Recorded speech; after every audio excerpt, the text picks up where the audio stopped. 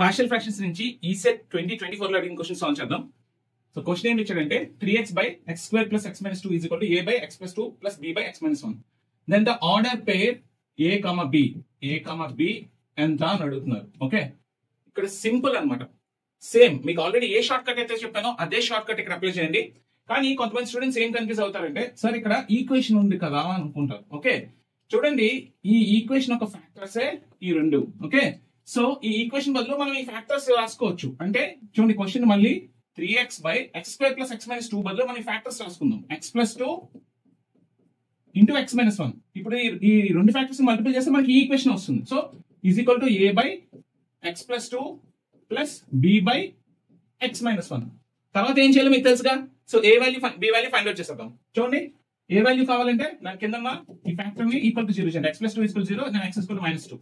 So x equal -2 తీసుకున్నప్పుడు మనం ఏం చేయాలి, దీన్ని ఎలిమినేట్ చేస్తాం. సో రిమైనింగ్ ఈక్వేషన్ లో -2 సబ్స్టిట్యూట్ చేయండి. సో 3 into -2 by -2 into -1 ఎంత, 3 into -2 -6 -3 ఎంత అండి, 2. ఏ వాల్యూ ఎంత వచ్చింది, 2 వచ్చింది. అలాగే b వాల్యూ ఫైండ్ అవుట్ చేయండి. b వాల్యూ ఫైండ్ అవుట్ చేయాలంటే x - 1 equal to 0, x equal to 1. So substitute then this equation, అప్పుడు దీన్ని ఎలిమినేట్ చేస్తారు.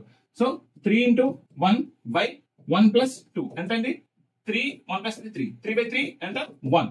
సో b వాల్యూ ఎంత, 1. సో AB ఆర్డర్ పేర్ ఎంత, 2,1. So this is your answer. ఇంత ఈజీగా solve చేయొచ్చు. క్వశ్చన్ ఏమి ఇచ్చారనే జాగ్రత్తగా అబ్జర్వ్ చేయండి అంతే. సో ఇక్కడ మాత్రం కన్ఫ్యూజ్ అవ్వద్దు. ఇలా ఎప్పుడైనా ఈక్వేషన్ ఇచ్చాడంటే రిజాల్వ్ చేసేసాడంటే దాని ఫ్యాక్టర్సే మనం ఇక్కడ రాసుకుంటే సరిపోతుంది.